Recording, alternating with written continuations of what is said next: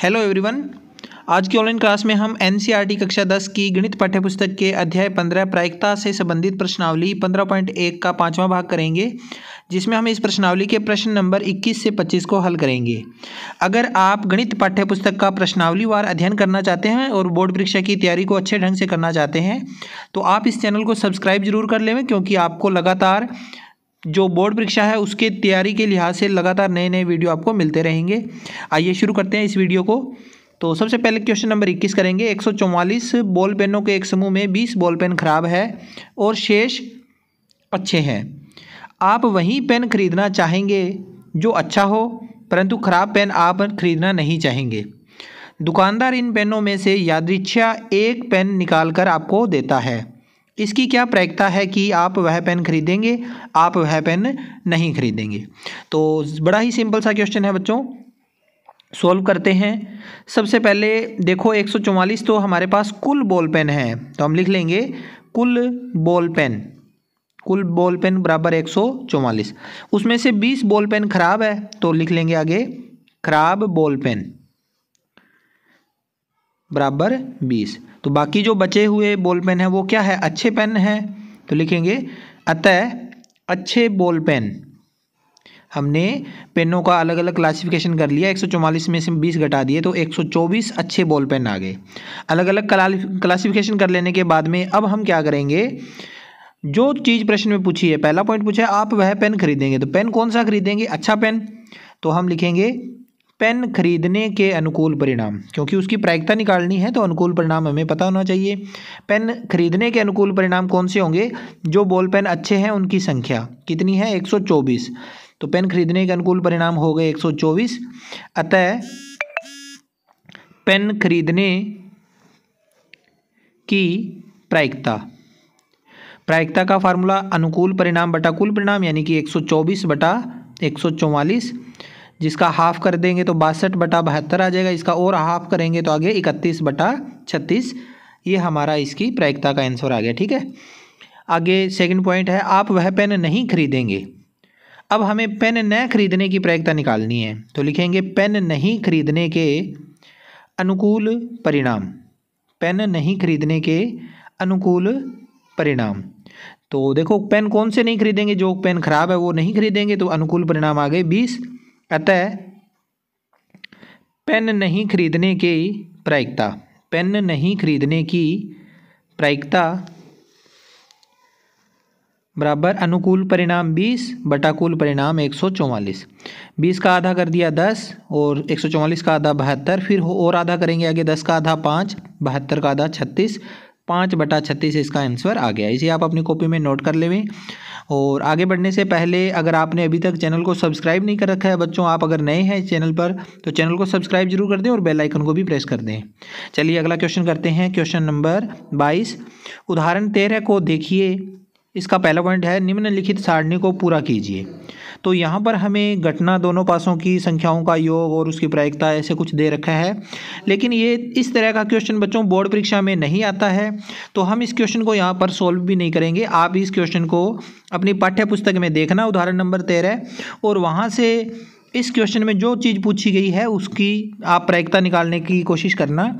और उत्तर है आप कमेंट कर सकते हैं मुझे, मैं आपका अगर उत्तर सही होगा तो मैं उसका रिप्लाई ज़रूर दूंगा, गलत होगा तो भी रिप्लाई दूंगा।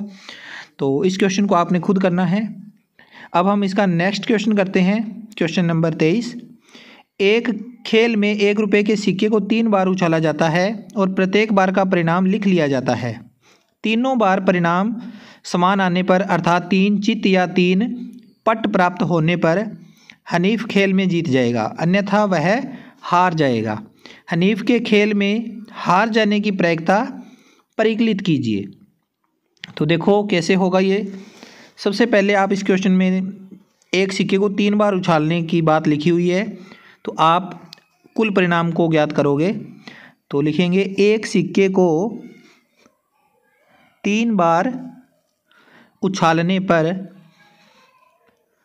कुल परिणाम, जब भी कोई एक सिक्का 3 बार उछाला जाता है तो उसके परिणाम 8 होंगे, क्योंकि 2 × 2 × 2 3 बार करेंगे तो 8 आ जाएंगे। अब ये जो 8 परिणाम है ये कौन कौन से होंगे, हम इनको नोट करें। तो पहला परिणाम होगा तीनों बार चित, यानी कि तीनों एच। दूसरा हो जाएगा लास्ट में एक टी आ जाएगा, फिर ये टी बीच में और ये टी सबसे पहले, बाकी दोनों एच चलेंगे। या इसके आगे परिणाम हो जाएंगे तीनों टी और टी टी एच, इसके अलावा एच बीच में आ जाएगा टी एच टी और एच आ जाएगा शुरू में एच टी टी। ये कुल 8 परिणाम हमें प्राप्त होंगे एक सिक्के को 3 बार उछालने पर। अब प्रश्न में पूछा है कि तीनों परिणाम समान होंगे तभी वो क्या है हनीफ खेल में जीतेगा, अन्यथा वो हार जाएगा और हमें हार जाने की प्रायिकता निकालनी है। तो यहाँ देखो तीनों एच या तीनों टी आए हुए हैं तब तो वो जीतेगा, और बाकी के जो ये परिणाम हैं बचे हुए यहाँ पर हनीफ खेल में हारेगा। तो हमें हार जाने की प्रायिकता निकालनी है, तो हम लिखेंगे हनीफ के खेल में हार जाने के अनुकूल परिणाम। हारने के अनुकूल परिणाम हम लिखेंगे इसमें। तो हारने के अनुकूल परिणाम कौन से होंगे? इन दोनों में तो वो जीतता है और बाकी के ये 3 और 3 6 परिणाम हैं जहां वो हार जाएगा। तो हनीफ के खेल में हार जाने के अनुकूल परिणाम 6 हो गए। तो हनीफ के खेल में हार जाने की प्रायिकता भी हम ज्ञात कर सकेंगे अगर हमने अनुकूल परिणाम लिख लिया है। तो हनीफ के खेल में हार जाने की प्रायिकता बराबर 6/8। तो आगे सॉल्व करेंगे तो 3/4 इसका आंसर हमें मिल जाएगा। ठीक है, इसके बाद क्वेश्चन नंबर 24 करते हैं। यहाँ लिखा है एक पासे को 2 बार फेंका जाता है, इसकी क्या प्रायिकता है कि पहला पॉइंट 5 किसी भी बार में नहीं आएगा, 5 कम से कम एक बार आएगा। तो बड़ा इजी सा क्वेश्चन है। पासे को 2 बार फेंकने पर क्या होता है, एक पासे पे 6 अंक होते हैं, दूसरे पासे पर भी 6 अंक होंगे, या 2 बार फेंकेंगे तो 6 × 6 कुल 36 परिणाम हमें मिलेंगे। तो हम लिखेंगे एक पासे को 2 बार फेंकने पर कुल परिणाम बराबर 6 × 6 बराबर 36 परिणाम। अब ये 36 परिणाम जो है बच्चों, इन 36 परिणामों को हम नोट करेंगे और उसके आधार पे हमारा आगे का प्रश्न होएगा। पहले पॉइंट में पूछा है 5 किसी भी बार में नहीं आएगा। तो देखो 5 किसी भी बार में न आने की प्रायिकता हमने ज्ञात करनी है। तो 5 किसी भी बार में न आने के अनुकूल परिणाम हमने निकालने हैं। तो आप इस सारणी में देखो बच्चों, ये जो 11 परिणाम मैंने यहाँ पर सारणी में लिखे हैं, ये केवल जहाँ पर 5 आया हुआ है, बाकी कहीं पर भी 5 नहीं आया हुआ। तो 36 में से 11 घटा दिए, कुल 25 ऐसे परिणाम है जहाँ 5 नहीं आया हुआ। अतः अभिष्ट प्रायिकता कितनी आ जाएगी? अभिष्ट प्रायिकता बराबर 25/36 आंसर। अब इसका सेकंड पॉइंट है 5 कम से कम एक बार आएगा, 5 कम से कम एक बार आएगा, यानी कि 5 होना ही चाहिए उसमें। तो फिर से आप देखो इसी डायग्राम के अंदर सारणी में देखो 5 कितनी बार आया हुआ है, 11 ऐसे परिणाम है जहाँ पर 5 हमें मिल रहा है, हमें देखने को मिल रहा है 5। तो 11 अनुकूल परिणाम हो जाएंगे। अतः अभिष्ट प्रायिकता कितनी होएगी? अभिष्ट प्रायिकता बराबर 11/36 आंसर। ठीक है, तो ये क्वेश्चन यहाँ कंप्लीट हो गया। अब आगे 25वां क्वेश्चन है, निम्नलिखित में से कौन से तर्क सत्य है और कौन से तर्क असत्य है? सकारण उत्तर दीजिए। इसका पहला पॉइंट करते हैं। देखो यदि 2 सिक्कों को एक साथ उछाला जाता है तो इसके 3 संभावित परिणाम 2 चित, 2 पट या प्रत्येक एक बार, यानी कि 1 चित और 1 पट। अतः इनमें से प्रत्येक की परिणाम की प्रायिकता 1/3 है। तो देखो इसे सॉल्व करते हैं पहले पॉइंट को। क्वेश्चन में जो इस तरह से लिखा है कि एक सिक्के को जब 2 बार उछालेंगे या 2 सिक्कों को एक साथ उछालेंगे तो केवल 3 ही परिणाम आएंगे, लेकिन ऐसा नहीं है बच्चों।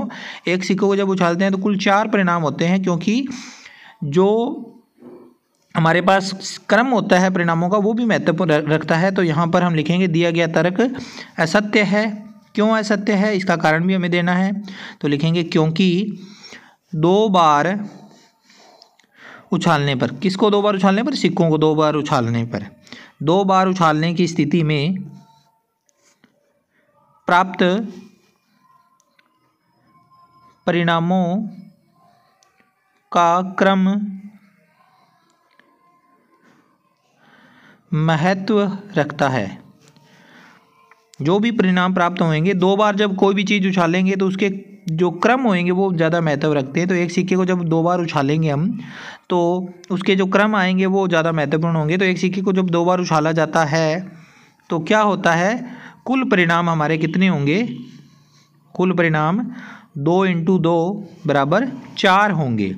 अब ये जो 4 परिणाम है बच्चों, इनमें हमारे पास कौन कौन से परिणाम होंगे, या तो दोनों बार एच या दोनों बार टी, या पहले एच टी और फिर बाद में अगला परिणाम टी एच। इस तरह से ये 4 परिणाम हैं।